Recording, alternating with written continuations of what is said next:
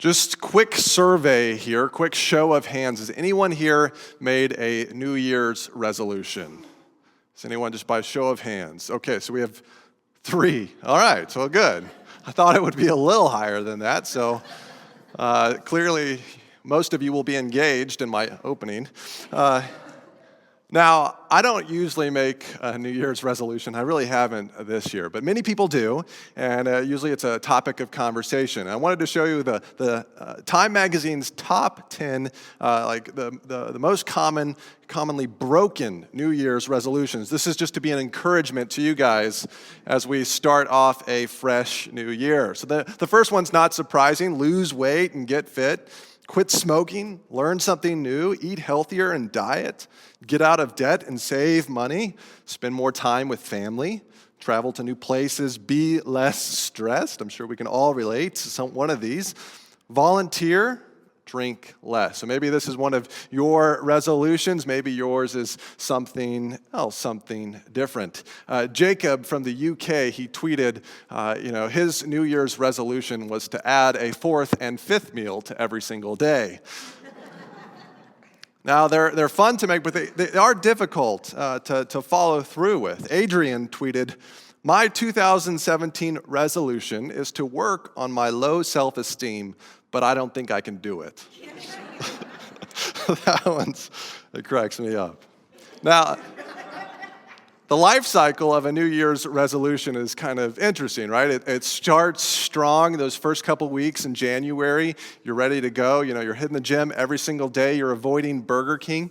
But then by about the beginning of February, it kind of gets old and you get tired. You've done it for a month. I mean, that's a significant period of time. And, well, there's a significant holiday coming in February, right? Valentine's Day. And you wouldn't want to deny your boyfriend or your girlfriend or your spouse chocolate. Like, that would just be unloving of you. And so by about mid-February, you've kind of given up on your resolution and you're eating chocolates. And by March, you're breaking in your used couch in your sweats and getting ready for warmer weather, and that's when you'll get in shape. So resolutions are kind of fun, kind of interesting. And I had a thought as I was reading this passage and thinking about where we are, at the beginning of a new year. I wanted to ask, do you think Moses ever made a New Year's resolution? Now, I don't know if that was a part of the ancient Egyptian culture, but I bet when he was young, as he grew up in Pharaoh's court, he was adopted by one of Pharaoh's daughters, kind of a princess. I bet he made all sorts of resolutions, all sorts of promises. I resolved to master archery, to master horse racing, to get better at linguistics, to become a good public speaker. Maybe he even aspired to become Pharaoh's right-hand man, to climb to the top of the Egyptian corporate ladder. But then one day, as he was out and about, he saw an Egyptian beating a Hebrew slave. Now, Moses is a Hebrew. He's an Israelite. He was born to a Hebrew woman, but she, through a series of circumstances, he was given up and taken into Pharaoh's court. And in that moment, when he saw that Egyptian beating the Hebrew slave, he lashed out in a fit of rage and killed the Egyptian. And just like that, all of his resolutions are gone. All of his promises, everything he ever told himself that he wanted to accomplish, disappeared. And he ran. He ran to Midian because he was worried that Pharaoh was going to kill him. The Pharaoh was angry, would put him to death.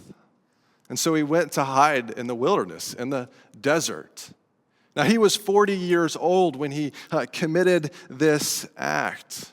And you can imagine that as the years went by, as he got older and older and older, that his resolutions began to fade.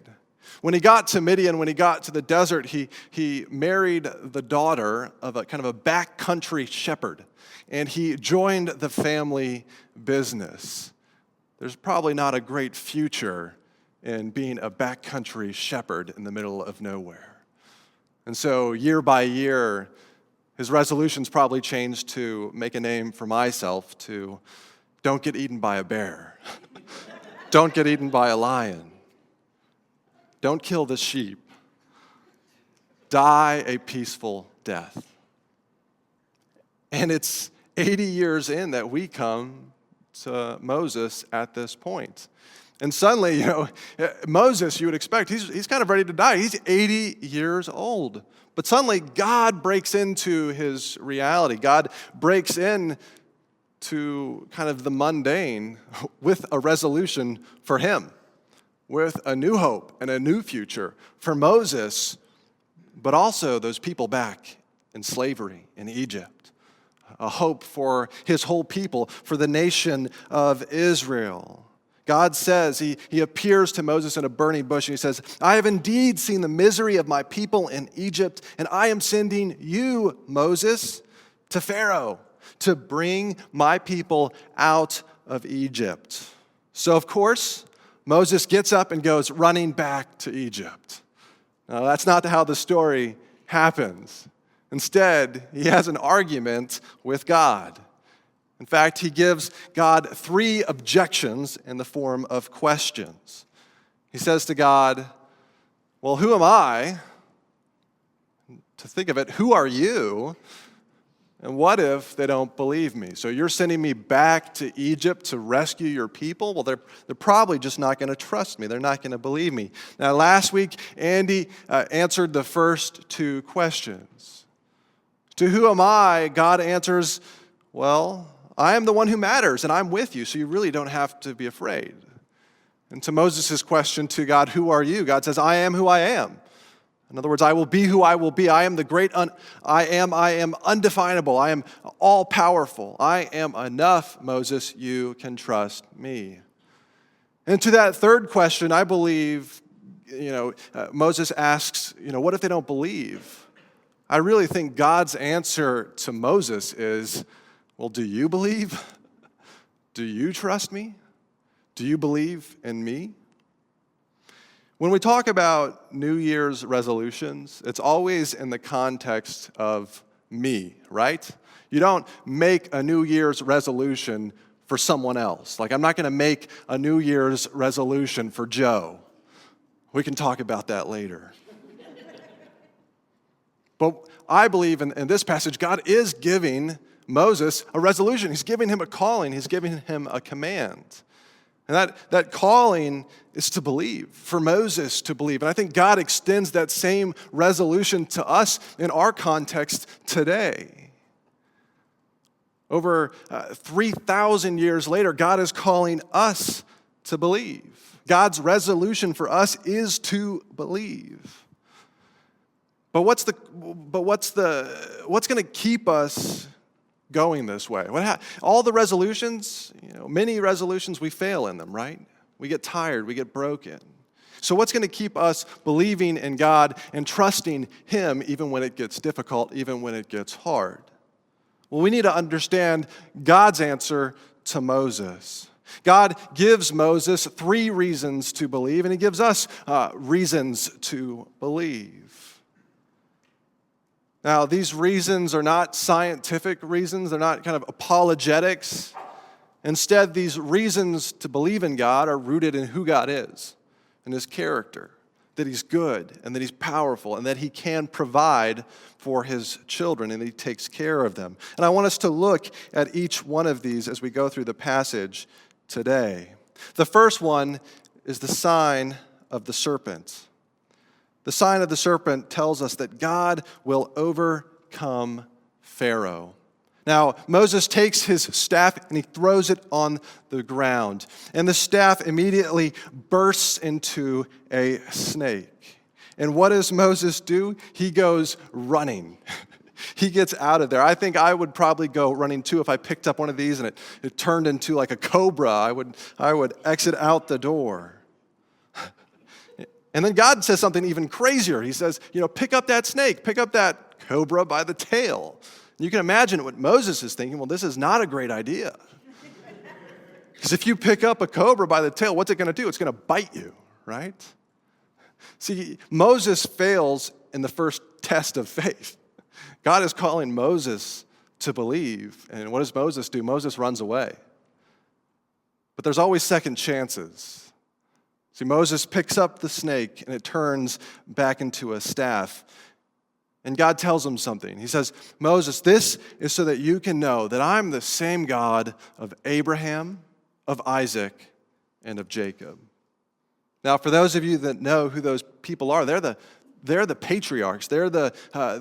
Abraham is the father of the nation of Israel, of the Hebrew people.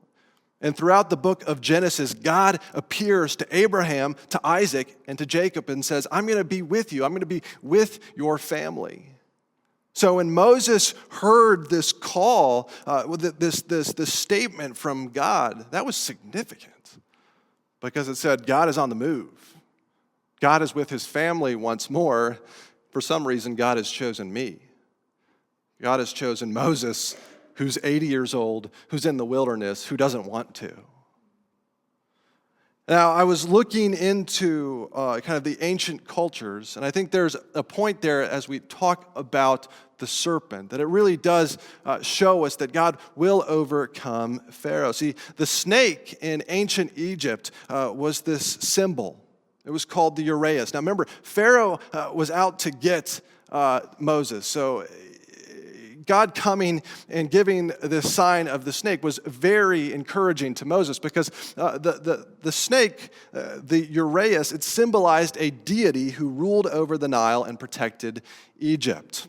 So there's the symbol, it's in Egypt, and it stands kind of for a Nile god. But this snake symbol, it also appears on the crown of Pharaoh, that he had a royal crown. And I'm going to show you some pictures where we can even see today.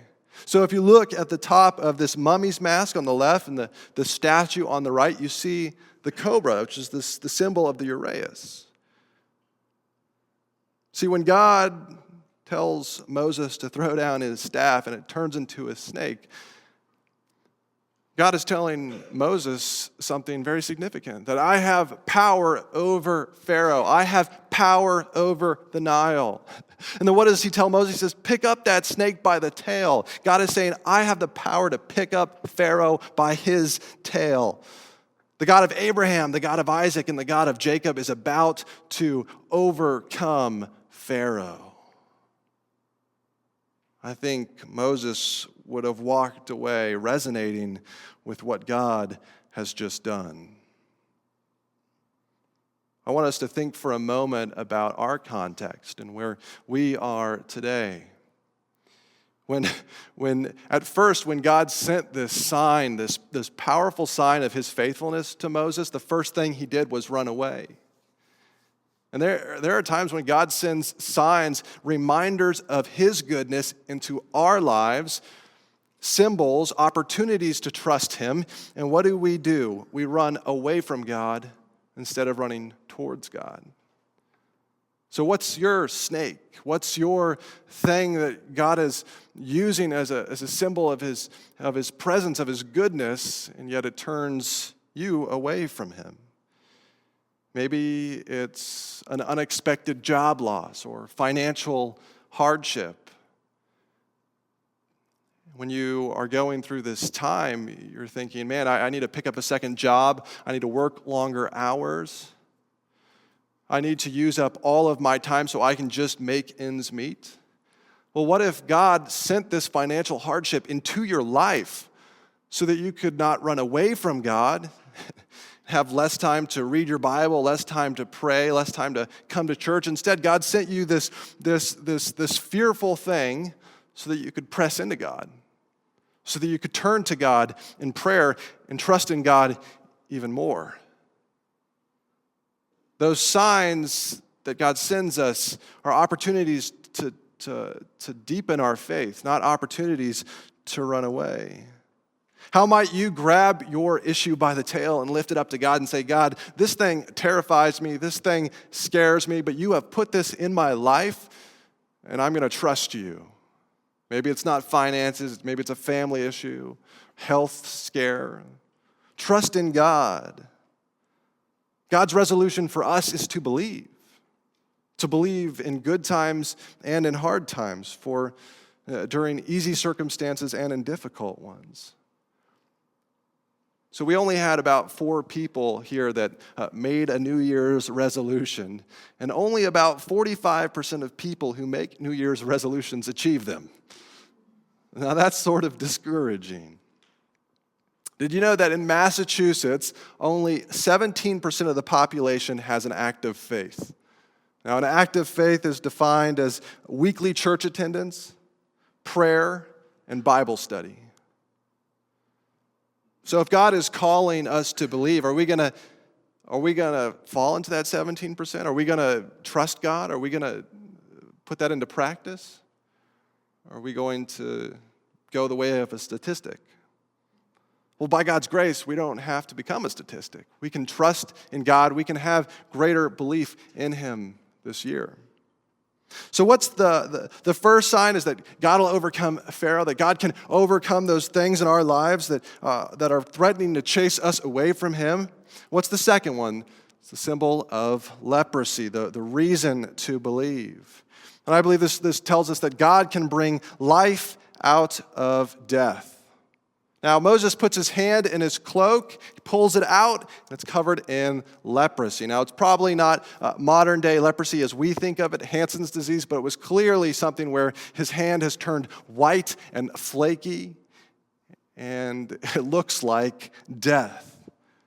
And God tells him to put it back in his cloak and pull it out, and he does so, and his hand is healed.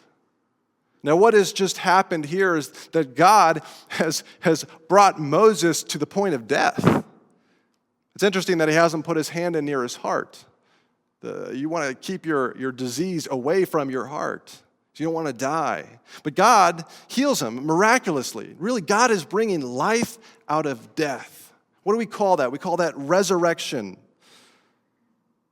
God is telling Moses that God is telling Moses that he can bring life to his people. His people, the nation of Israel that is experiencing death in Egypt for 400 years enslaved, that God is going to bring life to them. I saw t-shirts recently that described 2016 in not a very good light. Pretty popular t-shirts to buy that kind of say how much you don't like the year.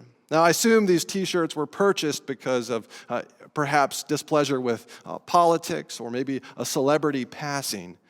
But I don't know what you went through in 2016. Maybe it's going to be one of those years that you remember that it was just a wonderful year. Or maybe it's going to be one of those years that you think, wow, I sure am glad that that's over because that year felt like death to me. Well, the good news of the Scriptures is that God brings life out of death. This is a whole new year. God can transform us this year to give us greater hearts of faith and belief in Him, of trust, of contentment, so that whatever we're going through, good or hard, it's a year worth celebrating. God brings life out of death. The third symbol, the third reason to trust God is blood. I love that Anthony referenced that during communion. And it's a reminder that God is waging a spiritual battle and God is going to win. The last sign God gives Moses is he pours water from the Nile out and it turns into blood. Now, this is actually foreshadowing something that's going to happen in the next couple weeks as we go through the book of Exodus, that the very first plague that God sends on the nation of Egypt is turning the Nile into blood. And when we get to those chapters, we're going to see that God is not just performing miraculous signs that are amazing to the Egyptians, but He's also waging a battle. Because every one of the plagues in some way is countering one of the false gods of Egypt. So for example, the Nile had several gods that the Egyptians believed were over it. And one of those gods is Osiris. That Osiris kind of ruled the Nile. And so when God takes water from the Nile and turns it into blood, He's saying, I am more powerful than Osiris. I overcome Osiris. Osiris isn't the real God. I am. See, God is waging a spiritual battle. Moses' struggle to trust God in this moment is a moment in that battle. Is Moses going to trust God? Is he going to obey God? Is he going to listen to God? Or is he going to go and do it his own way? God is fighting a spiritual battle for the heart of Moses and for the Israelites.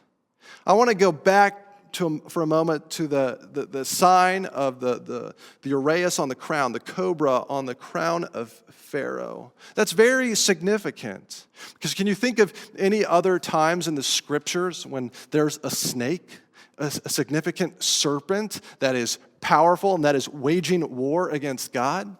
Well, think back to the Garden of Eden. The devil entered into the garden and tempted Adam and Eve, and they sinned, and all of creation, all of humanity fell into sin and brokenness ever since then. But when that happened, God sent a judgment. He sent a curse on the snake, on the serpent. And we call this the proto-evangelion. And I talk about this all the time, so hopefully you'll know it.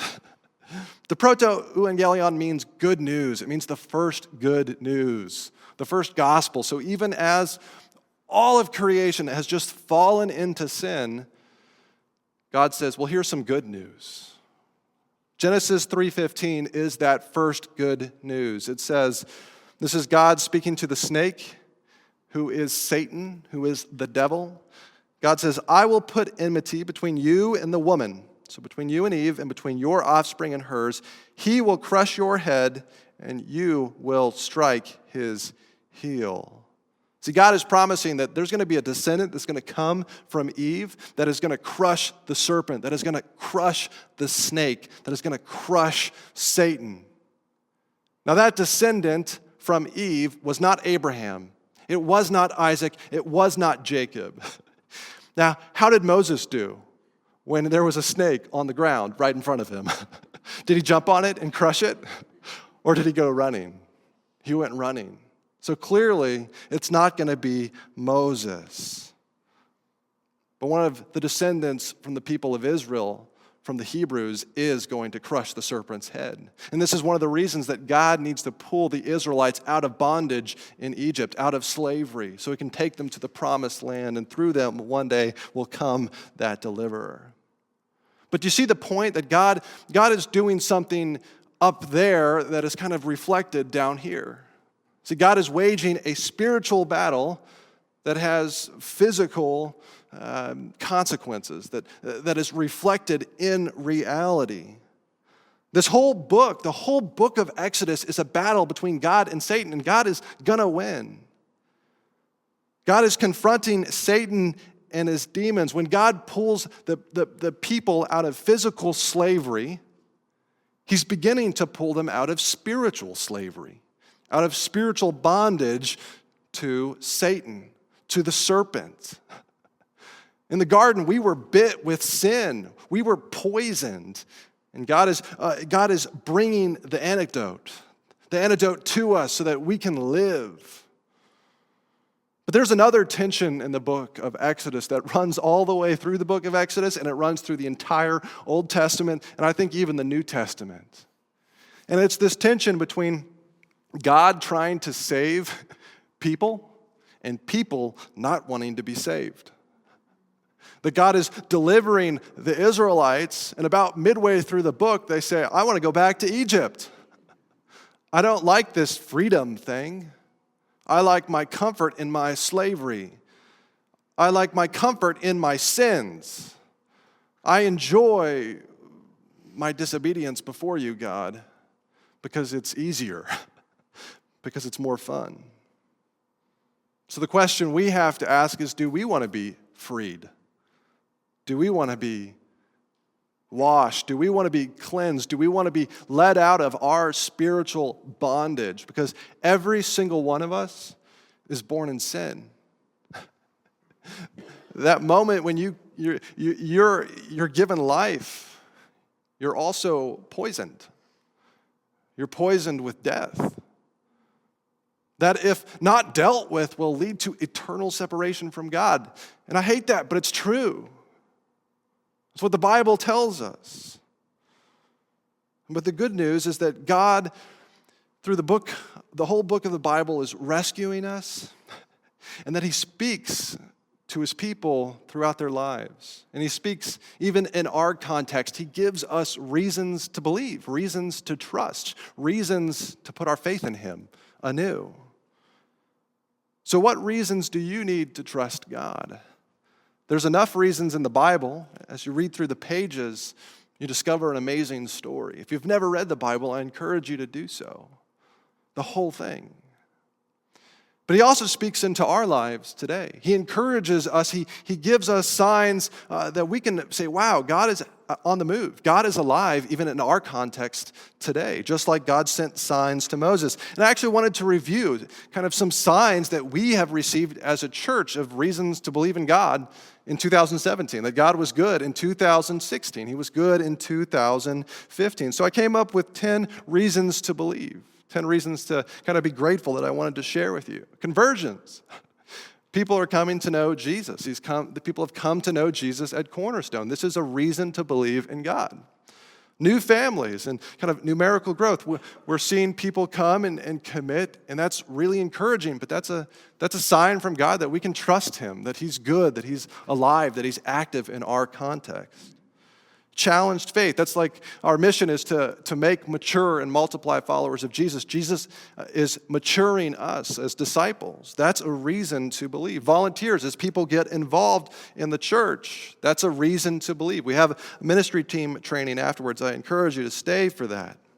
Pastor's story. My wife and I went to Gordon Conwell Theological Seminary, and in the summer of 2012, we took a class on church planting. And we both wrote proposals for a little town in New England, and that town was Westford. And that was amazing. That was 2 years. That was a year before I got hired at Emmanuel Church in Chelmsford, and then 2015 that we actually arrived here. God was doing something before we even knew that we would end up in this building. That's a reason to trust. That's a reason to believe that God is on the move, that our God is worth believing in. Parent church, that we have this church that blesses us and that's sending us. Emmanuel, autonomy. We're trying to become an autonomous church, and the goal is to do that the last week of June, so this coming summer. And just watching God's faithfulness unfold. That's a reason to trust him. And reason number 10 is the most significant, and it far outweighs all of these other ones. It's in a different category entirely, but the empty tomb. See, the most important sign of them all, the most important reason to trust God is the empty tomb. The empty tomb tells us that the snake, the serpent, has been defeated. See, we were poisoned in the garden. We were bitten. And so what did God do? He sent his one and only Son, Christ Jesus, into this world to rescue us.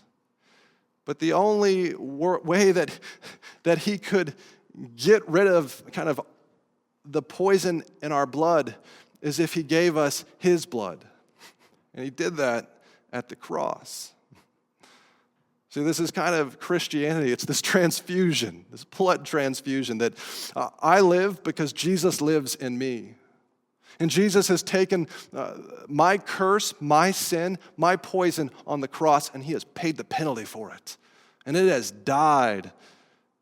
But it is, we've been given life as Jesus has risen again.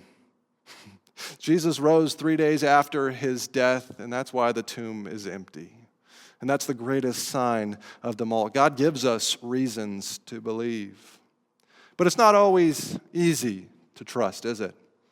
It's easy to run away, to go hide in the wilderness for 40 years instead of believing in God. But the good news is that God strengthens our belief in our weakness. God gives Moses all these reasons to believe, all these reasons to obey, and still Moses objects. He comes up with another objection in verses 10 through 13. He says, I don't talk well. I've never been good with words, God. I don't want to go. Send someone else. You should have sent me when I was 40, God. When I was in Egypt, I was trained, I was educated, and now I'm an old man out of practice in the wilderness. I'm really good at tending sheep, but I'm not so good at tending people. And what is God's answer? He says, I'm going to help you speak, Moses. I will teach you. I will have patience with you. Are you going to trust me? Trust me for the long haul? See, there's a struggle here, and I think that's okay. The English writer Samuel Johnson wrote in his diary every year asking God to help him not be so lazy. So this was an English writer from the 1700s, and he's a famously published author, but he would write, "O Lord, enable me to redeem the time which I have spent in sloth." So he wrote that the first year, and then the next year, and then the next year. 19 years later, he was still writing, "Almighty God, enable me to shake off sloth and redeem the time misspent in idleness and sin by diligent application of the days yet remaining." He wrote that prayer, or some form of it, for 38 years. He never really felt like he had kind of gotten out of that. I don't think that was a failure, because year by year he was admitting he needs God's help, that he's weak, that he can't do it. I hope your New Year's resolution will be to trust in God more, to believe in God, but to do so in weakness, depending on him. I like to do CrossFit. I like to kind of be strong. At least I want to be strong. But the good news is that God isn't interested in my strength. He's interested in my weakness. And he's interested in your weakness too. I know that many people are sick here tonight. And when I came back from vacation, I was also not feeling great. And I had to prepare a sermon last week. And I prayed, God, would you help me out? Would you come and assist me in my weakness? And so God canceled church. It was great. God gives us reasons to trust in him, and he helps us in our weakness. But that's my story. Your story is different. If someone asks you your New Year's resolution this year, I give you permission to say, I want to become more weak. I don't want to be strong. I don't want to get in shape. I want to become more dependent on God. They probably won't ask you again. God gives us reasons to believe, and he helps us in our weakness. And the truth is, we need help to believe. Moses plays his final card at the end. He says, God, I just don't want to do what you're asking. Isn't that the heart of why we don't believe? That's why we don't believe, because we don't want to. We don't want to trust God. And God calls him still. He says, come. It says God's anger burned against Moses. Our unbelief, like when we don't trust God, that does displease God. But God still extends Moses mercy, and he extends us mercy. God sends Moses. Moses is 80 years old, and he thinks he can't do it, so God sends Moses an 83-year-old helper. He sends him his brother. The cool thing is if you read later, it says that God spoke to Aaron before he ever spoke to Moses. God knew Moses was going to object. Aaron was already on his way. God can send us partners in the faith, brothers and sisters in Christ that also believe. I believe that we can't believe alone. We need help. This is one of the reasons God gives us the church. If you don't have a church that's your own, that you're committed to, that you come to, I encourage you to come to Cornerstone. Make Cornerstone your home so that you will have brothers and sisters in Jesus who can help you in your faith. That when you're weak, they can be strong. That when you're sick, they can make you a meal. That when you're experiencing doubt, they can read through the scriptures together with you. That's the type of community I want to be a part of. If you're wrestling with doubt, the first thing Satan will try to do is to pull you away from Christian community. What does God do? What does Moses do? He runs away to Midian. No wonder he's having trouble believing. He's been out of his faith community for 40 years. No wonder he's having trouble believing in God. God didn't leave Moses in the wilderness. He won't leave us. Come back in. I do encourage you to make a New Year's resolution to try to be at church every week, to try and grow, to press into Christian community, to join a small group, to grow in your faith over the course of the year. If we look at the rest of the chapter, of chapter 4, it ends by saying Moses delivered these signs to the people of Israel, and his worst fears were not confirmed. He believed a lie. He believed that they wouldn't believe. It says they did believe, and they worshiped God because God was caring for them. See, Moses was helped in his unbelief, and then he went and he helped others in their unbelief.